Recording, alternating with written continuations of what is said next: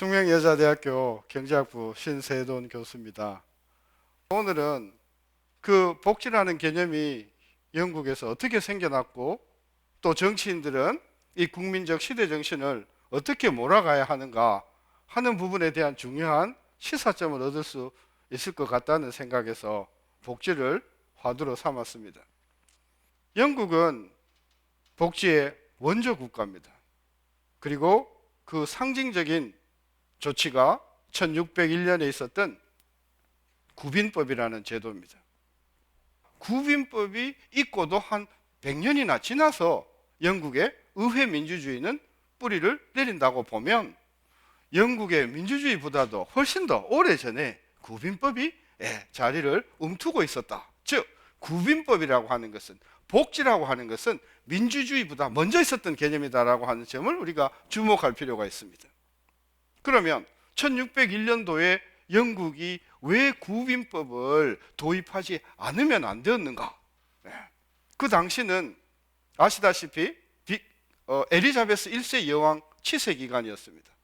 그 당시에 영국은 형편없는 나라의 하나였었습니다. 그 당시 세계 최강국은 스페인이었습니다. 스페인 사이에 전쟁이 일어나게 됩니다. 이걸 우리는 80년 전쟁이라고 합니다. 그러니까 1580년서부터 1660년까지. 그러니까 빅토리아 엘리자베스 1세 여왕기는 한마디로 전쟁 기간이었습니다. 수도 없는 사람이 전쟁의 피해를 입고, 그리고 이어지는 그 기근과 그 흉작으로 인해서 곡물이 매우 귀했고 곡물 가격이 굉장히 많이 올랐습니다. 거기에다가 그 당시 특징 지어주는 영국의 움직임이 있었는데, 그것은 엔클로저 운동이라는 겁니다. 그 엔클로저 운동이 뭐냐 하면, 그 당시 권력을 가지고 있었던 귀족들이 그냥 널려있는 담을 싸버립니다. 담을 싸서 그거 갖고 뭐하냐? 거기다 목장을 하는 겁니다. 왜 목장을 하냐? 그 당시에 영국에 떠오르는 산업이 이 직물, 모직업이었었거든요. 그러니까 농업은, 이것은 이제 말하자면은 구시대의 산업이다. 따라서 그 당시에 귀족들은 그냥 보이는 대로, 닥치는 대로 담을 치고 거기에다가 양을 기르고 하다 보니까 점점 뭐가 없어졌겠습니까? 농토가 없어졌습니다. 그러니까 그동안 농사를 짓던 농민들이 농작지를 빼앗기게 되니까 먹을 것이 없고 유랑을 하게 되고 폭동을 일으키게 되고, 그래서 사회적인 굉장한 불안 요소로 그 당시에 존재를 했었던 겁니다. 결론적으로 엘리자베스 여왕 시대에 구빈법을 도입할 수밖에 없었던 당시의 상황은 뭐냐? 이 가난하고 떠돌아다니는 사람들을 먹거리를 줌으로 해서 사회 체제를 유지하고자 하는 것이 근본적인 목표였습니다.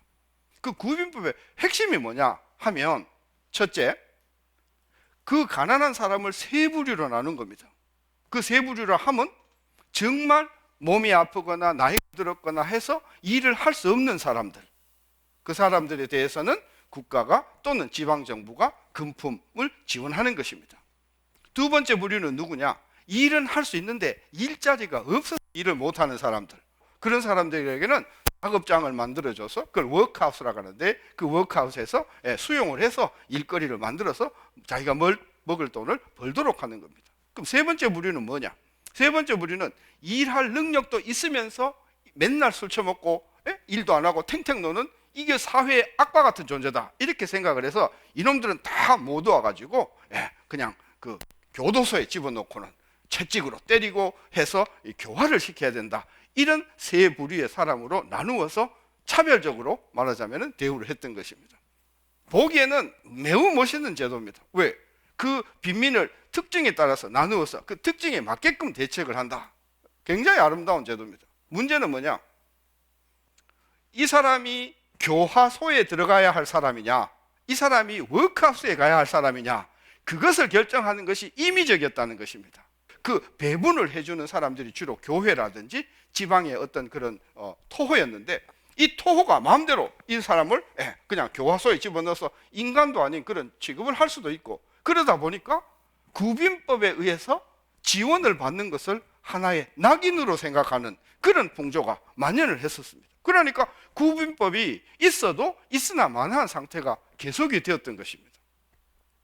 그러니까 이 구빈법이 1601년에 설치가 되었지만 그것이 유야무야 한 상태로 거의 한 300년 가까이 지나가게 되는 것입니다. 이렇게 되다 보니까 이제 1800년대로 넘어오면서 가야말로 아까도 말씀드렸지만 빅토리아 여왕 당시에 영국으로서는 가장 강성하다고 할 수 있는 해가 지지 않는 나라의 시대였었던 빅토리아 왕조에 끊임없는 양극화와 빈곤에 벗어나지 못하는 수백만 명의 영국 사람들이 기아에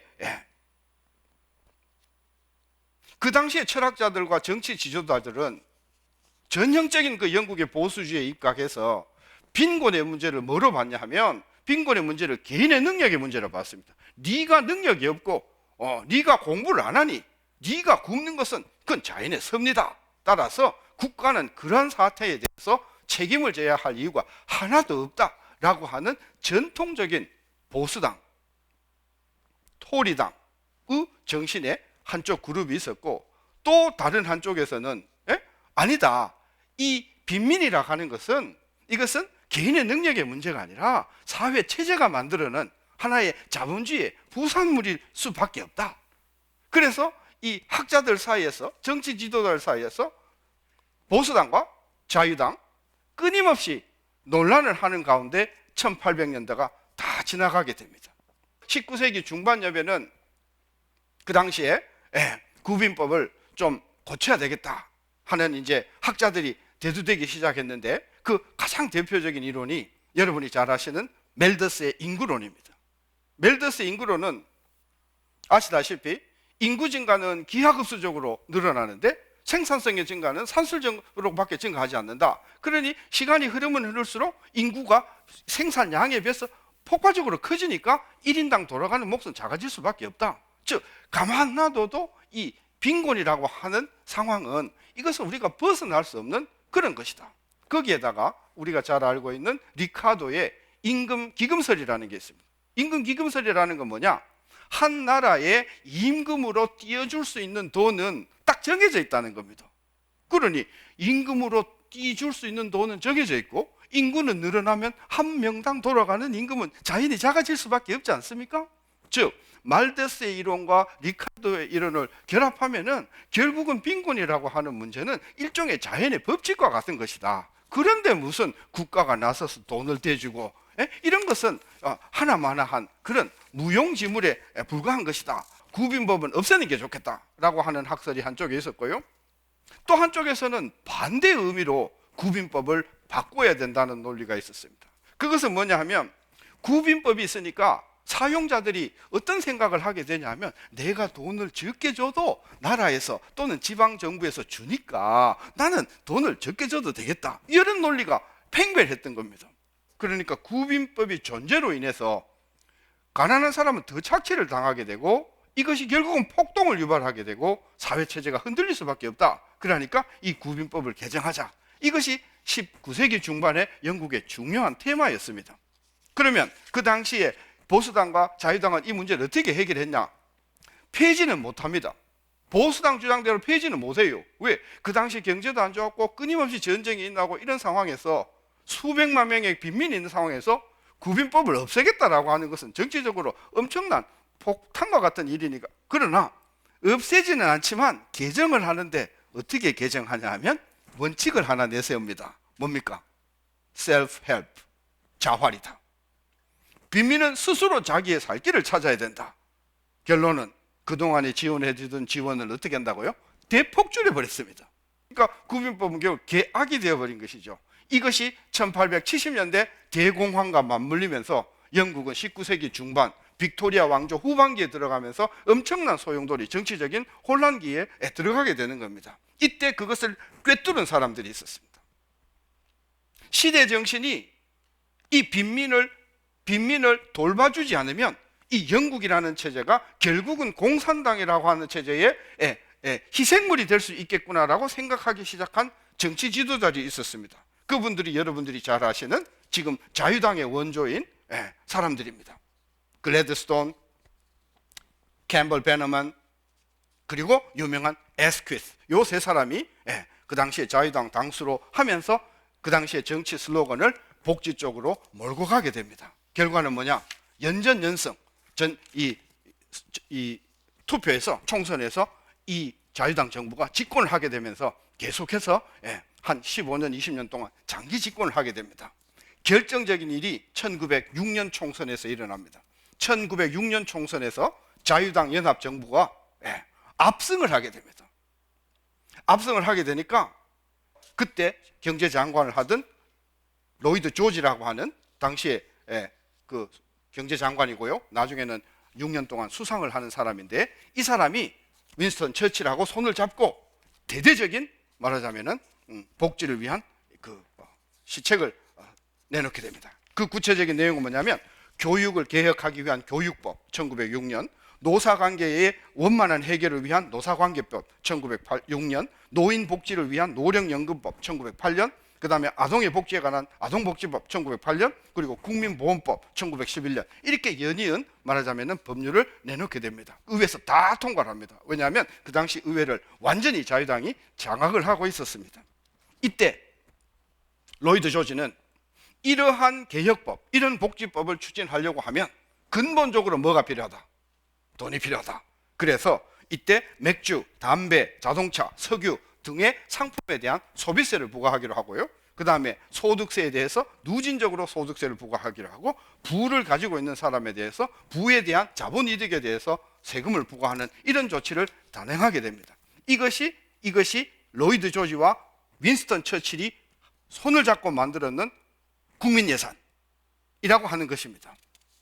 이 국민예산은 그 당시에 엄청난 정치적인 충격을 가져왔습니다. 왜냐하면 그 국민예산이라고 하는 것은 결국은 있는 자와 없는 자의 전쟁이나 마찬가지와 같은 그런 선전포고였었습니다. 그래서 하원을 통과한 이 국민예산법을 상원이 거부를 합니다.